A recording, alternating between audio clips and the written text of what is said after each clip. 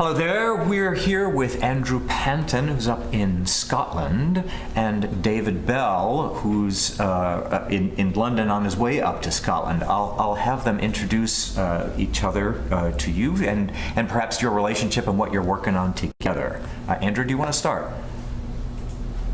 Sure. Hi there, my name is Andrew Panton. I'm Artistic Director of Musical Theatre at the Royal Conservatoire of Scotland, and I'm also Artistic Director of Dundee Rep Theatre, which is where I am now. And yeah, we at the Conservatoire in Scotland. The Conservatoire is Scotland's national drama school and the hub for a new musical theatre development training context. And we've been developing new work for over 12 years now. And we develop 3-4 works a year. We take a season of work to the Edinburgh Fringe Festival every year. And as part of that, we do one fully produced main stage show from the canon and normally 2 new pieces of writing. This year, after a very exciting conversation with the person who's going to introduce himself next, we found a way to commission 2 brand new pieces and work collaboratively across the Atlantic with the American Musical Theatre Project at Northwestern University. Segue. I'm David Bell, and I'm very, very happy to have a wonderful lunch in London, I think about a year ago now, or just a little over a year ago, during which we came up with an idea of a co-production. I head the music theater program at Northwestern University. We have, over the last 7 years, had a really focused initiative on developing new musicals and creating a music theater writing program for undergraduates. And as part of that, we have the sponsor at Northwestern of the American Music Theatre Project, AMTP, and we do a season of new musicals every year. So in a fabulous lunch with rather too much wine with Andrew, we kind of came up with an idea of a really wonderful co-production between AMTP and the Royal Conservatoire to do with a lot of parody, a co-production as 2 new musical pieces, one written by Scots writers, one written by American writers who are graduates of our program, with 12 or 11 of our students from Northwestern filling out the cast along with 21 of their master's students at the Royal Conservatoire. And each are divided fairly evenly between both projects. The Scottish project is developed by a Scots director. I am directing the American project. And we've come up with a theme which I really love. We started by coming up or thinking of something mythic. And we hit upon the idea of folklore. And then, is it a curse to be forced to stay someplace? Or is it a curse to wander, very much like Frank Lesser's exploration with Green Willow? And the American, because of the American mobility, deals with that sense of not having a home. And the Scots really deals with a story about 200 years earlier that deals with being so rooted in a home that it seems like a barrier. You seem impossible to escape. And the title of both pieces are Atlantic, and Atlantic being a barrier in the first act and being an avenue or a road to escape in the second act. And I'm very, very excited about how both processes are proceeding. Andrew was kind enough to host me and the American writers to work with the Scots writers in January to work with the master's students, so I got to have a workshop with them for about 2 weeks developing the material. Then in May, AMTP hosted the Scots writers in Chicago, working with our students in Chicago.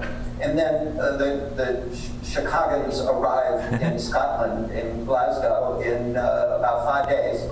And we will marry those 2. We have 2.5 weeks of rehearsal, and then the month playing at the actual festival. Oh, that's very exciting.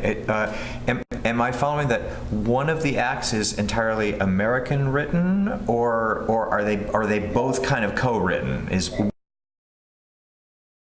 Written by 2 brilliant Scots writers who are alums of the RCS, and 3 of the Northwestern alums are writing the second piece, the American piece. Yeah. So that was part of the concept that the writing teams would have come through the training at RCS and obviously at Northwestern as well. As part of the concept. Right. So both of you guys are at academic institutions. Can I have you address? How do I address this? The craft of writing musical theater. That's of course what we do as well at New Musicals Inc. So all three institutions are trying to preserve and educate and further. How's that? I also know there are young writers out there who are launching careers and attempting to launch careers without studying craft, who are really just kind of making it up by imitation. Can you talk about the importance in your world philosophically about education and craft and the future of musical theater, if that's not too loaded a question? No, I'll launch this, but I know Andrew will have some thoughts as well. The great thing about both Andrew and I is we are attached to artistic institutions. The fact that in professional institutions, I've been artistic director of Ford's Theater and with the Alliance Theater in Atlanta for over 10 years. And I have a great knowledge, not only of my personal experience as a writer, but of shepherding world premiere projects into development. There is the BMI workshop, which is probably the kind of last word, if you will, on craft development in the United States. Its alumni reads like a who's who of music theater writers. And what I love about it is through the development and mentorship of Lehman Engel, they developed and codified an idea of structure of how musicals are created. You and I, and I'm sure everyone who takes that course knows that that is very helpful as a guideline. But once they become rules and the needs of songs like an I Want song or a charm song, if you aim too much for the intention of the song, then the writing becomes generic, and you recognize form as being dictating a function. And what's very exciting about young authors who are not as schooled in that sense of technique is always form follows function. It doesn't lead the parade. And a decadent art form is created by form being what is the raison d'etre. The raison d'etre is always you have something to say. Mm-hmm. And what is very exciting about many young writers is they are not locked into pro forma form concepts, and they're able to break the mold. They're able to explore new avenues of telling stories, and avenues that sometimes suit the stories that are being told to a greater and better extent. So it's, I think, a renaissance in American musical writing right now. I think it's the most exciting blend of people who are very studied in the form, and then people who are wonderfully anarchic in their ability to define new forms to tell new kinds of stories. It's a very exciting time to be in the profession of creating new musicals. Yeah, I agree. I think I would possibly go further than that. I wonder if some of the most interesting musical theatre is actually, and I mean this not only from writers, but I mean this from other members of creative teams like directors, choreographers, musical arrangers, and I wonder if some of the most groundbreaking and interesting work is coming from people who would not consider themselves musical theatre practitioners. And I wonder now if musical theatre is starting to be a redundant term. I'm not sure it actually means anything anymore. I think talk about interdisciplinary theatre is possibly more encompassing.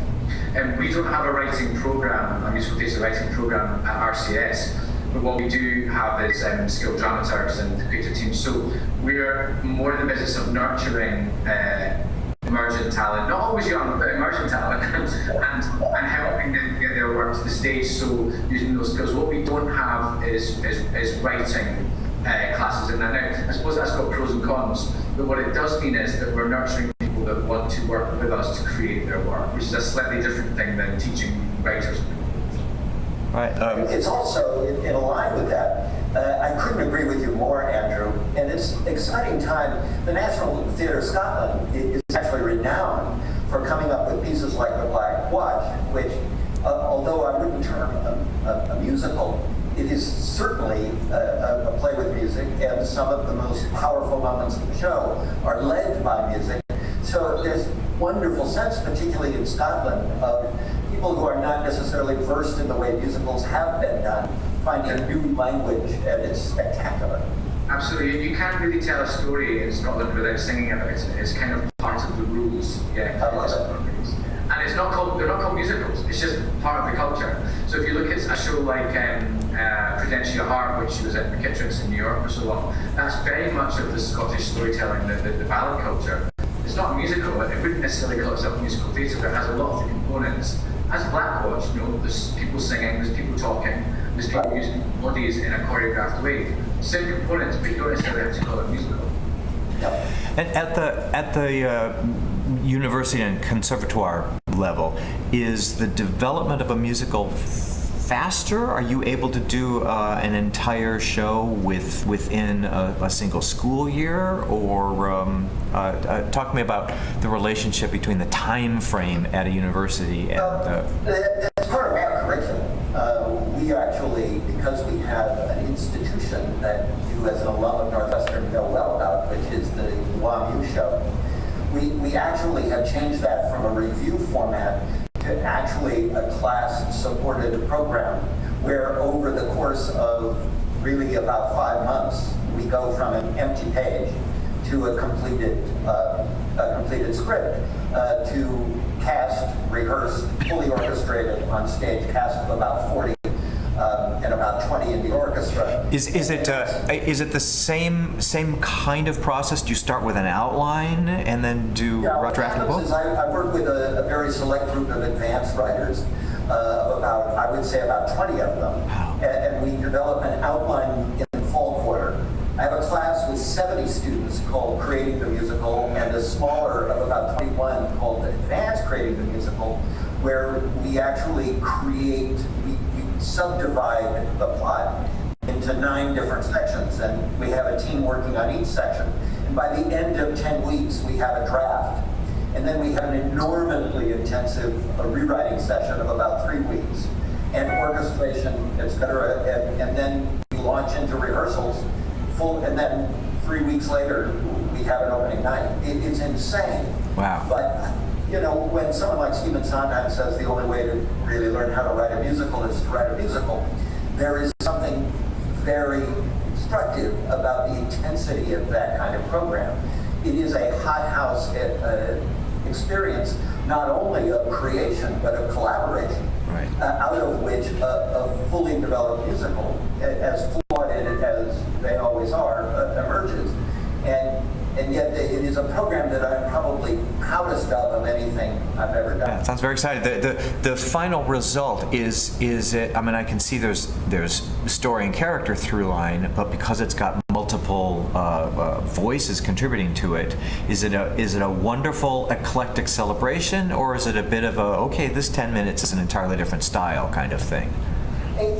There's some eclecticism, but it's surprising how the songs get under the same umbrella.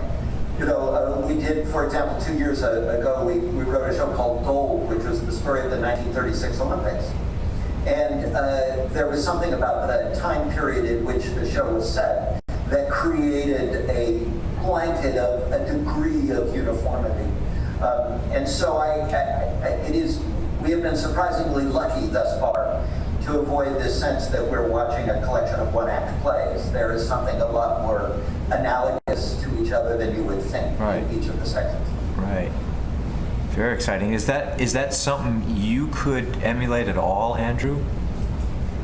It's an interesting one. We, with our master's students, we have a development period in January, and sometimes the work that we develop during that period goes on to that year's Fringe Festival. Sometimes we'll develop in that time, and then it'll need another January. So it's the following group. So it gets passed, because our master's is a 1-year master's, so sometimes that piece will get passed on to the next group.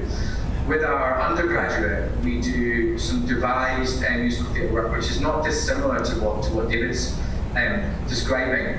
It just tends to take a different form because we don't have that as an actual module in that way. It doesn't go to public performance, for example. Not quite in that way, not in a fully arranged way. So I think a lot of the threads that David's describing are similar. We don't have that as every year we produce that in that kind of way. I'm not saying we wouldn't though. It sounds really exciting just listening to you talk. Doesn't it? Yeah. Well, I was also surprised when in January I worked with your master's students at how able they were to shift into creators from performers instantly. So you're in the room with very like sensibilities, which is part of the thrill of this experience. David, I know your time is very limited. We have about 3 minutes left of you. If you do have some parting advice to new writers, what do you tell your students, and what would you say to recent graduates of what they should do next in their musical theater writing career? Boy, if you know anything of people who have been on a path, that no two paths are exactly the same. And the thing I would have loved to have told my younger self as a writer is the key really is to collaborate. Is learning how to collaborate and putting yourself constantly and continually into even uncomfortable situations where you learn how to be a good listener and a good leader all at once. It is the thing that I didn't really figure out, even though I had good collaborators. They seemed very separate experiences. And there's something about collaborating with a very large group that has made me learn the power of what can come out of a room. If you believe in the process enough to know that an answer exists in the universe, and you believe in the people in the room enough to think that the universe can be providing that answer to these particular group of people, it becomes an exciting room to be in rather than simply foreboding or formidable. Right. So I do say being a collaborator is a key. And I think, in working with Andrew and working with Claire and Scott, who are the writers of the Scottish piece, allow yourself as many diverse and disparate experiences as you possibly can. Myself from Scotland, a different set of precedents. In the room, there is a very communal folkloric music tradition. And I have never been more thrilled than this kind of cross-cultural collaboration, because it really challenges our own precepts of how musicals are made and what musicals even are. And I'm very excited about how these two pieces dialogue with each other. And I'm really honored to work with Andrew and the extraordinary people at the Royal Conservatoire. That's so great. May I graciously allow you, David, to say goodbye? Thank you. Do appreciate it. Thank you. Take care, and we'll see you soon, Andrew. And thank you so much for this opportunity. Great. Thank you.